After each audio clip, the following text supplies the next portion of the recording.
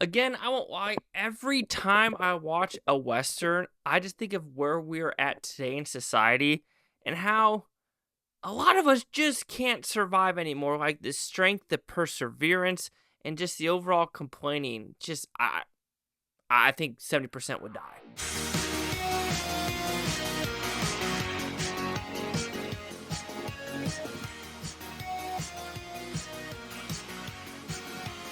Chase Lee Hockey here with the Blue Futon reviewing the Unholy Trilogy. I want to say trilogy, but it's Trinity. I'm a freaking idiot. Matrix. Anyway, what's about pretty simple premise? We have a revenge plot of a son who needs to go to Trinity to revenge his father's death, who is being framed by the sheriff. However, when he gets there, shenanigans ensues. Pierce Brosnan's actually the sheriff. Who's this character? Who is Samuel Jackson kind of helping him get to this town?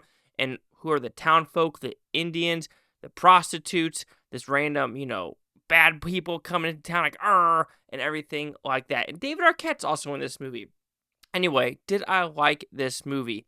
I did. This is a very simplistic cat and mouse / revenge thriller with decent amount of subplots and decent amount of action. And it doesn't overstay its welcome. It's about an hour and 36 minutes. So it's been there.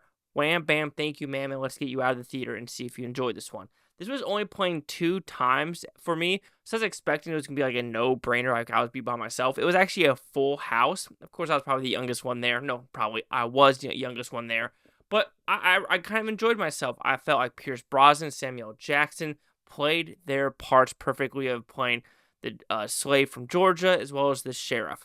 So I like that. Side characters, I really dug it. Even though you don't get to know some of the side characters because, death happens and other shenanigans does ensue to get to point A to point B to point C.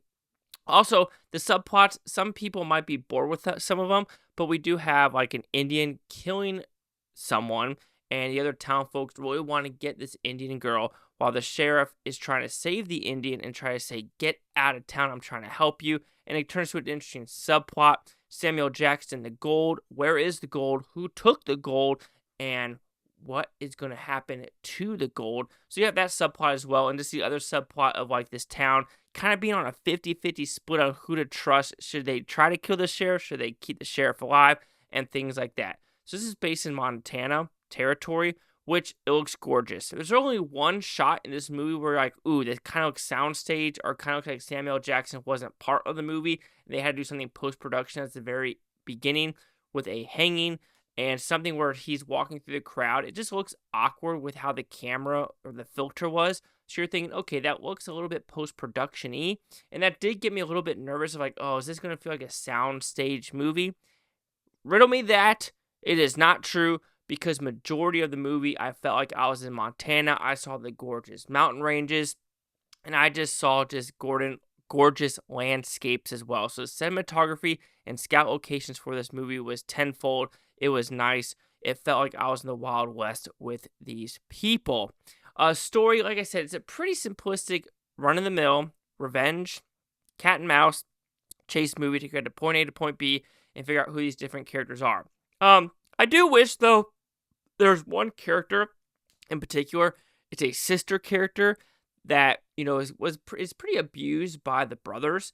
And I wish her character arc could have gone a little bit more of where is she next and what could she have done throughout the story. So that is the one main character arc that it was very interesting to be in this film. But I was a little bit disappointed where it just kind of stopped because you see her through little snippets of the movie helping people, and all of a sudden it's like she does something and scene, and you're just like, oh, that could have been a good character arc of where she's going to be with Henry or the town folk as well. So this is going to be a pretty simple, easy review because it's a pretty simple movie that I don't think does any harm for you to want to watch it. Do you want a old school feeling Western that looks good, good production design, good landscape, good cinematography, decent acting, and just a well thought out movie that, you could put on the TV and be like, yeah, that's not bad. Of course, you've seen it before, and there's nothing wrong with that. But when you're entertained and you're intrigued with some of these characters and where they're actually going to go and who's going to survive, you could say the ending, though, is a little bit, I want to say bleak, but it could have gone somewhere a little bit better with someone trying to save someone. So I do wish the ending would have been a little bit better when this triangle does conclude at this location. That was another negative, I guess, is like I wish one person would have at least got something and maybe could have done something. So I'm going to say that would be very much spoilers if I say anything more.